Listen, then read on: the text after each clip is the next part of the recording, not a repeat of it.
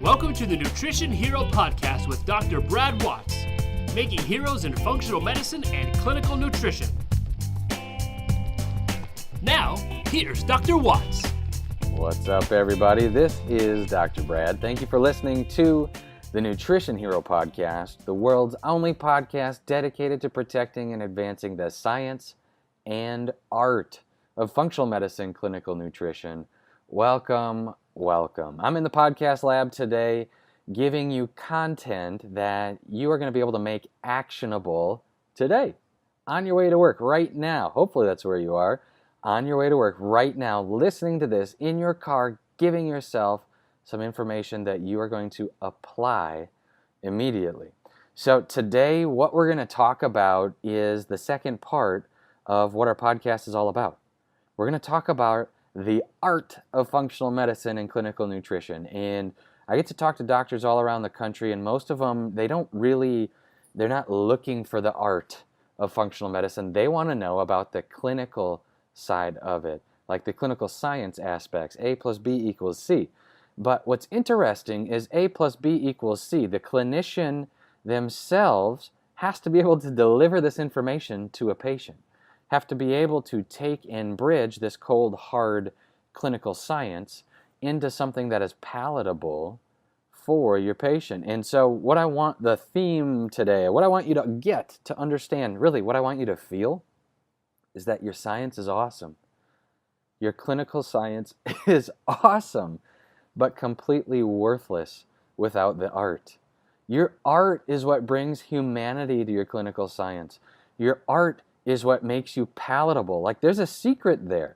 And I'm not going to unpack all of the parts of this statement today, but I wanted to throw it out there because I want you to think about it in your practice, in your own life.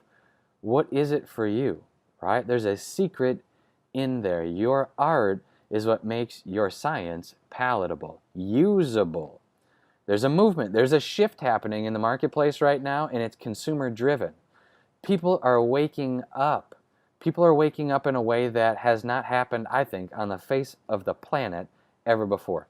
And there's something that is like, it's a collective awakening in the consciousness of the consumer. And I think it started in 2012. There were certainly people in the 80s and 90s that were operating this way, right? But I think it was more of an exercise thing in the 80s and 90s, right? So you had people like Richard Simmons, and you had some of these exercise gurus. Like, I grew up, right? My mom, she was an exercise fanatic as I was growing up in the 80s. And so Denise Austin, right? If I'm giving you horrible flashbacks here of like awesome gym clothes, Denise Austin was like everywhere in the 80s. And she and Richard Simmons, they created like this thing where people understood, oh, I have to exercise for fun? I have to work out for fun, and my body will be healthier. And so in the 80s, they had this movement that just like exploded, and people would buy videotapes and all this stuff, right? And so you had this explosion in people's consciousness about exercise, and it was cool. And like now you have these crazy things. People are buying like 90-day programs, 6-month programs of exercise DVDs and follow along with the food and blah, blah, blah. And what happens is people get into this mentality where up until 2012, they were like, I could eat whatever I want. I'm just going to exercise harder because that's all we really know is nobody knows how to control your genetics, right? Just exercise and you're going to be okay. And then it gets, piled on, so to speak. The fire gets stoked by American Diabetes Association. Fire gets stoked by the American Heart Association. And it's big time. So people are exercise conscious. People are movement conscious. And yet they're still in a spot where they weren't understanding that what they put in their body is what they're going to get out, like from a food perspective. And so in 2012, though, I feel like in 2012, that's when it began to change. And that's when, as a nation, as a consumer-driven nation, we started to see the landscape adjust.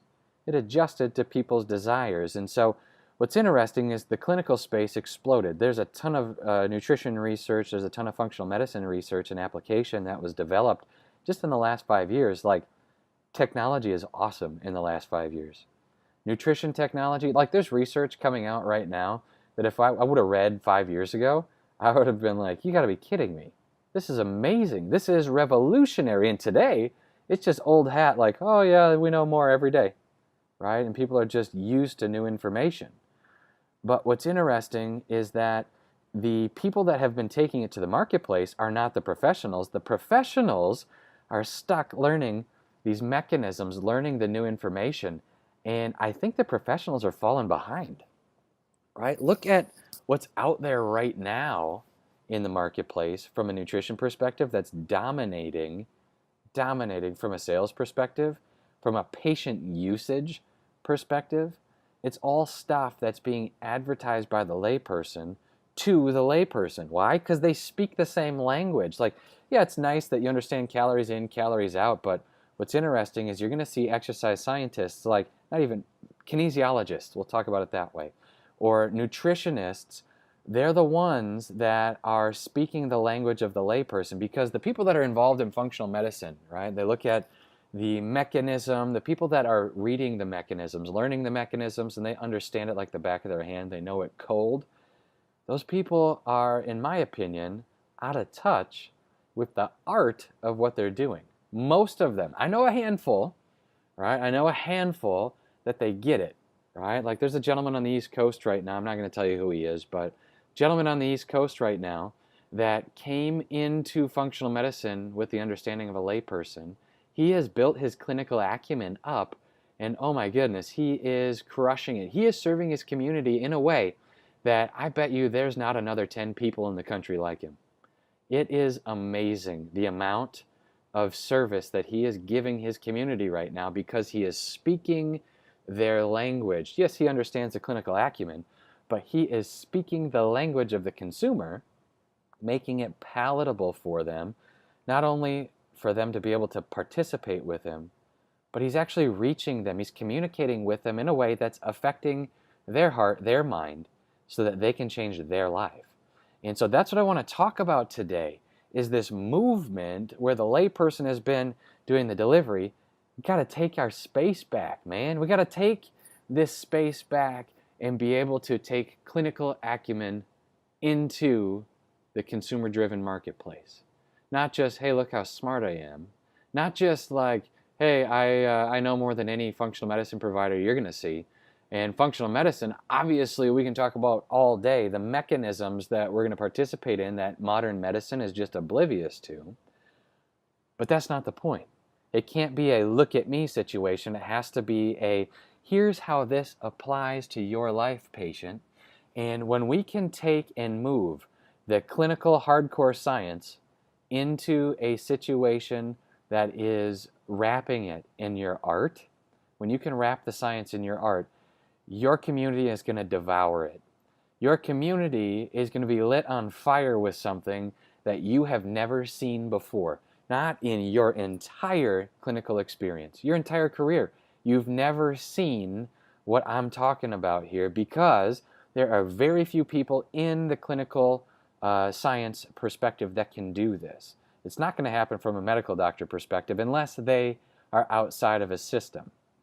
Right? A system is not designed for art. A system is designed for cold clinical application. I want to make sure that you get what I'm talking about here, okay? So there's this thing in functional medicine where you get hooked by it one day and you, like, it speaks to your heart. It speaks to this thing that you're like, this is why I became a doctor. This is why I became a clinical nutritionist, is because I wanted to take this information and give it to people that it's actually going to make a difference in their life, right? Like, they understand, the patient understands the work that goes into this, but this is why I became who I am today. And I want to awaken that. And I'm going to just irritate that and agitate it a little bit to wake it up, because that's the art side of you, the application. Like, the clinical science is awesome, but the application is the key here. So I can't tell you how many thousands of patients I've been able to see, and how many hundreds of those thousands I messed up in my delivery of the clinical acumen to them, right? Like, it took me years to get this. Doctor told me about it my first day of clinical practice, okay? But it took me years to understand it, and, I can only imagine that doctor just rolling their eyes right now going, wow, he finally gets it. But the point is that when you can package your clinical acumen in a way that your patients, they get it, it clicks with them, it fits into that space in their heart that they're looking for, that they sought you out for in the first place, you're going to change their world. They're never going to be the same because somebody spent attention on not just the clinical science, but somebody spent attention on making it available, making it something that has some synergy with the consumer. And so when we look at this, it's like in 2012, these consumers got whacked over the head with logic, but packaged in a way, like clinical logic that got packaged in a way where it actually stuck. Like people are finally looking at their bodies in a way that like a farmer looks at his land. Like a farmer doesn't plant corn and expect roses to come up, right? Like a farmer is never going to put a rose bush into the ground. Like they're not going to plant seeds of a rose bush and then expect to sit under the shade of an oak tree someday.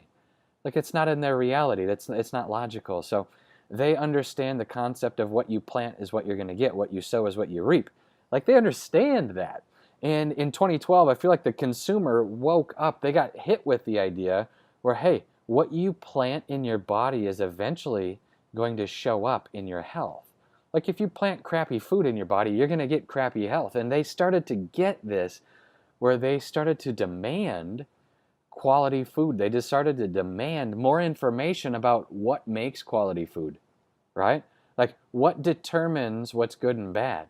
And if you look, you can see the industry, the fast food industry, the steady decline in sales, it's going to correlate with this 2012, this time frame that I'm telling you about here, okay? So what's interesting is that people are eventually going to come around to this, and the cutting edge consumer started to get there in 2012. And so something shifted. The science of nutrition was no longer just reserved for the doctor. You had the science of nutrition being brought to the consumer because the consumer was like, hey, I feel like we've been getting pulled, like the wool pulled over our eyes here. I feel like there's some information that we haven't had that we need, and I'm putting a demand on that right now, so produce it for me. And the marketplace said, okay, we'll produce it for you. And I feel like the clinician is getting left out in the cold because it's not being produced by the clinician, it's being produced by the mass media companies that are generating information that is consumable. And so I want to stop that, right? I want to stop that. I want the consumer to come to the doctor because the doctor understands how to package it the right way. So that's what we're talking about today. Like you don't plant corn and get your oak tree to sit under, right? You know that. Your consumers know that. How come we can't take clinical acumen and tell them the same thing? How come we have to just be like talking about mechanisms and be like, here, take this capsule because it has an awesome mechanism that is going to reverse or support your body's ability to promote some action, right? Like what I'm talking about is, can we take our clinical skill and provide some like digestible, pardon the pun, digestible information with it, all right? So the reason I'm saying this is because the media that's controlling the sales of this consumable information, they are pulling the wool over your eyes now, saying, hey, this is our space, it's not for you, right? You watch the news, CNN, Fox, whatever it is, you watch the news for 8 minutes, like on a Sunday afternoon, you are going to get so many drug advertisements. You're going to get advertisements for lawyers and supplements and stuff. You're going to get so many of these advertisements that are speaking the language of the layperson, but they are pulling clinical science into that person's life in a way that most of the clinicians in the world that I know can't. They don't have the skill to do it. They don't speak the art and science. And so if you watch the news and you do that, I want you to get a little irritated by it because this is your space, right? This is your space. So the media is all about these mass movements, but what they are also doing is they're trying to dampen the individual provider, right? They're trying to pound the nail that's sticking out back into the board. If you're the nail that's sticking out, you're going to get pounded in unless you know how to use the art and science together. So today what I want to do is talk about how we do this just from a mechanistic perspective. Like, how do you communicate to your patient art and science? It's through your words. It's through the feeling that you have as you're sitting there communicating to your patient. It's through those words that we're able to do it. So I'm going to take a clinical situation that most people in the nutrition world and the functional medicine world have experienced. And it's your patient that wants to lose weight. So they show up in your clinic, and let's create a story here for you. You have a 47-year-old lady, shows up in your clinic, and she wants to lose weight, and she went through the 80s and 90s with this calorie model in mind. And so when she was a teenager, calories in, calories out was everywhere. It was on TV, it was on the media, like the magazines at the grocery store. And now it's even on people's cell phone, on their computer. It's on a banner ad. It follows them around, and they can't get away from it. And so you have this lady that's being inundated with 100 messages every day about calories in, calories out. Can't even buy groceries anymore without being inundated by the calories in, calories out model. And what's interesting is that that model is understandable to the consumer, so it sells. And so this lady, say she's in her late 40s, she understands this. She wants to lose 35 pounds, right? So she comes to you. You run some tests. You do the basic testing like we talked about in a previous episode here. You set up and you build a program for her. You accepted her into care.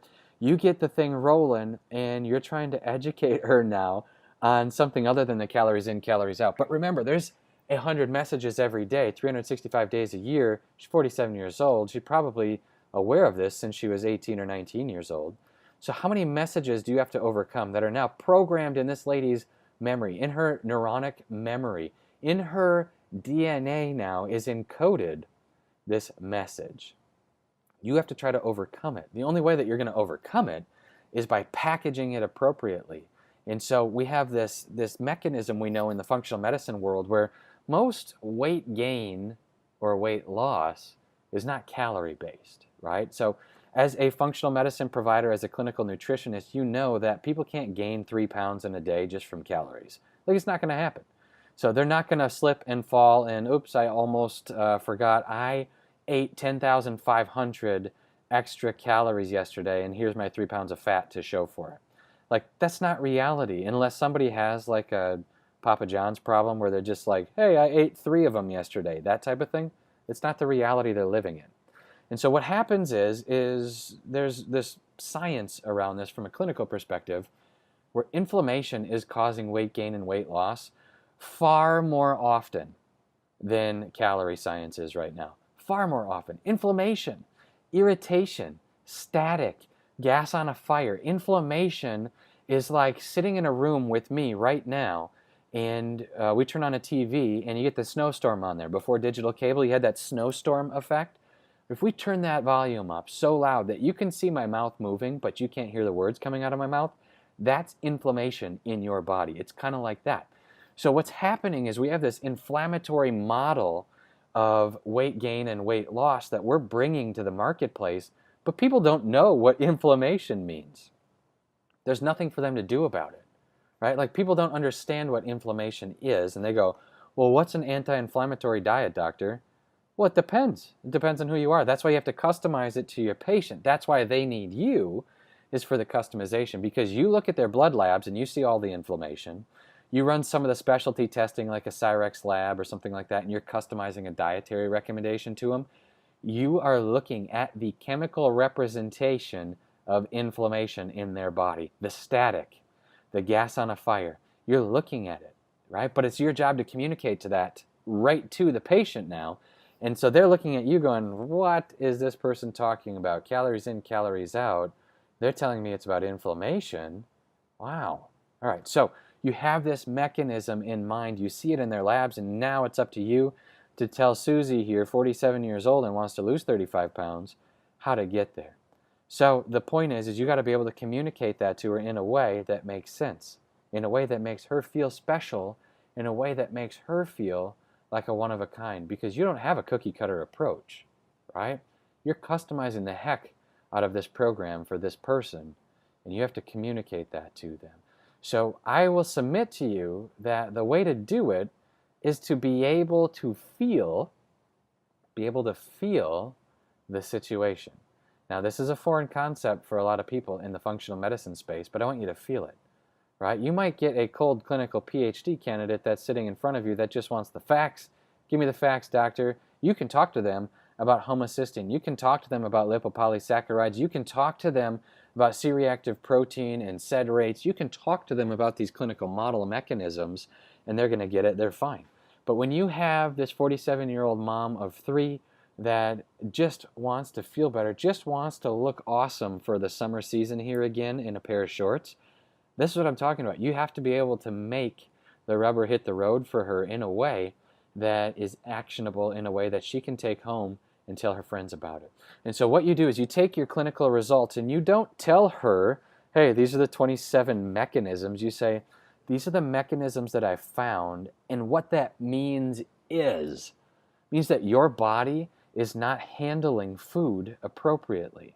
Okay, so we're going to role play here. I'm going to show you an example of how to feel out this conversation. And so there's not a lot of feeling that's going to happen here. This is an imaginary person, so let me get in the space for a second. Let me find, all right, we'll talk about a real clinical candidate. So 36 years old, mother of 2, stay-at-home mom, and just wants to lose a little weight so she can feel like she's supposed to again. She doesn't want her 30s to be the decade that she was trying to lose 30 pounds. She wants her 30s to be the decade that she was something that is desirable for her spouse, something where she feels good, like, I'm a good mom. I want to dominate, not just being a good mom, but I want to dominate my health. I want to be the mom that all of the other soccer moms want to follow. They want to be me. This is an actual case here, okay? So this lady is feeling it. Those are her goals. Like, that's what the reason behind her goal. I want to lose 30 pounds, but I want all of the other moms that I spend life with, I want them to want to be me. I want to be that alpha, not because of what I say, but because of who I am and because of how I take care of myself. That's her why, right? So you can feel the emotion in that why. You can feel it. And so she wants to lose 30 pounds. And so you have all of these labs on her now, and you got to communicate this to her, not just in a way, oh, well, blood chemistry says that your homocysteine's elevated. You're not methylating appropriately. And I think you have this overabundance of lipopolysaccharides in your small intestine and blah, blah, blah. She doesn't care, right? You can tell her that stuff, but she's not going to care. She wants to know what's actionable, what is something that is going to shine a light on my reasons, my emotional connection to wanting to lose 30 pounds, okay? So let's build this for her in the communication style. Where is the art in this clinical application? So if we're setting up a program where we need to dampen the lipopolysaccharide issues, if we need a binder, right? If we need to be able to promote better function of our small intestine, which, by the way, organic acid testing reveals, we're likely dealing with an overabundance of candida in this lady's body. She is absolutely funneling her tryptophan that she's taking in from a dietary perspective into quinolinic acid. If you don't know what I'm talking about, we can do a podcast at some point about these organic acid tests. But the point is, she is funneling into neurotoxic inflammation instead of serotonin production. 70% of the serotonin that your body creates is in the small intestine, enteric nervous system. And so what's awesome is now you have all of this information that's telling you why this lady is not progressing the way that her body is designed to. Now, at this point then, what you get the opportunity to do, the honor of doing, is explaining to her how what she eats is helping or hurting the situation. Yeah, we got piles and pages of laboratory work here that tells us what the problem is, but we want to know the why on the follow-through. So what it looks like is this. You would say something to the effect of, when you plant roses in a garden, what do you think is going to grow out of the soil? Just be quiet and listen. Well, she's going to go roses, obviously. If you plant corn in a field, what grows out of the field? Corn. So if you plant roses, you're not expecting corn to show up. Right. So like you're able to apply that then with your nutritional counseling, because what happens then is she understands, oh, what I put in my body is going to come out at some point. You already know this as a doctor, but now you're putting words to it. You're putting consumable words to it.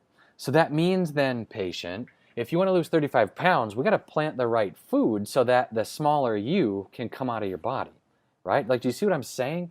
Like, if we want to be able to promote better function, we have to be able to promote better planting on the front end of this. We got to be able to promote better nutrition on the front end of it, because what we put in your body is ultimately going to come out in your health. So right now, what we're putting in your body is causing 30 excess pounds. Like, do you see that? We're going to change what we're putting in your body, and those 30 excess pounds are going to come off, not from a calorie perspective. In fact, I don't even want you to count calories. What we're looking at is an overabundance of something called LPS, right? You don't have to tell her about lipopolysaccharides, but we're looking at an overabundance of LPS.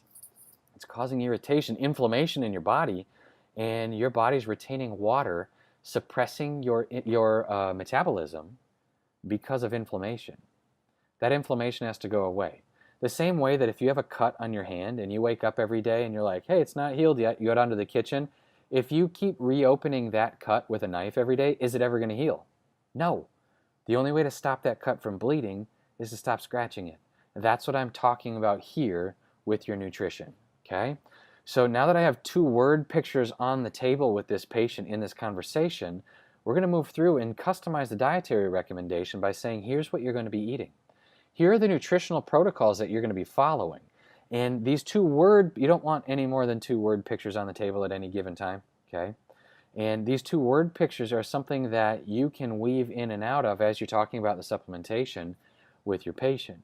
At the very end, right, remember patient, why are we doing this? You want to lose 30 pounds, but what's the point? Like, a lot of people want to lose weight. What's your reason? Well, she connects with her why again, okay? And when you connect with your why, you're able to put some action in place. Focus on that. Tell her that. I'm asking you about your why because I want to make sure that you put action in the right place. You can do this. You have the capacity to control this. The same way that the farmer has the capacity to determine what crops grow, right? It's not random. It's not chance. It's organized. It's customized, and it's up to you. Now, I can help you, and I'm going to do my best to help you promote better function here.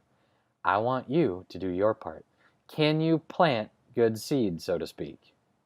Can you do your job? Can you put good food in so we get the good you coming out, right?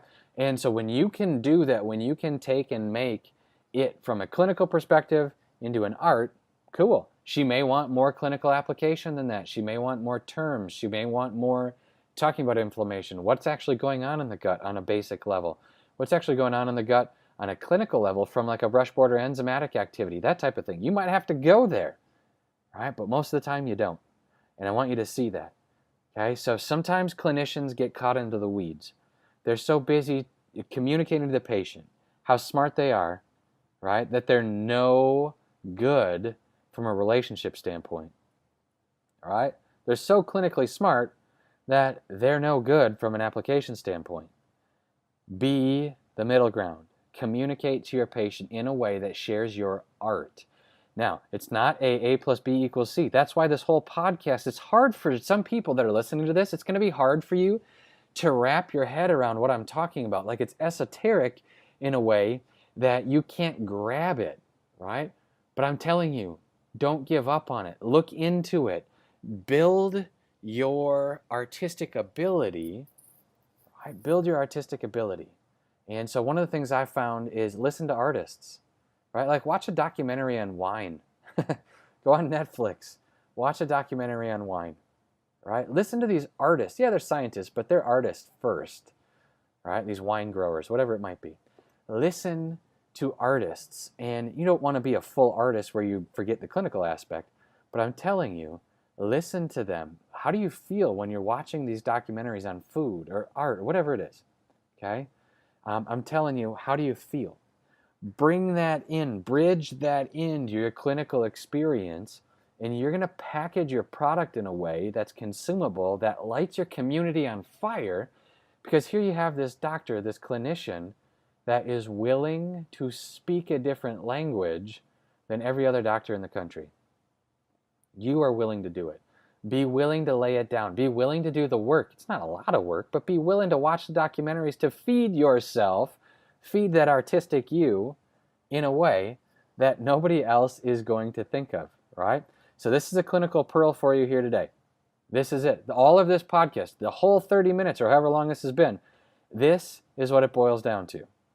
You being able to feed the art inside of you because your consumer wants both the art and the science. Your industry wants the science. The consumer wants both. Feed the artistic ability in you. All right? Here's the secret. Watch and participate in things that feed the art in you. All right? For me, read about wine. Think about wine. Watch a documentary that follows a wine grower around. Netflix has got maybe 5 or 6 of them on there. And it'll do something to you. You're going to feel it. I know you're going to feel it.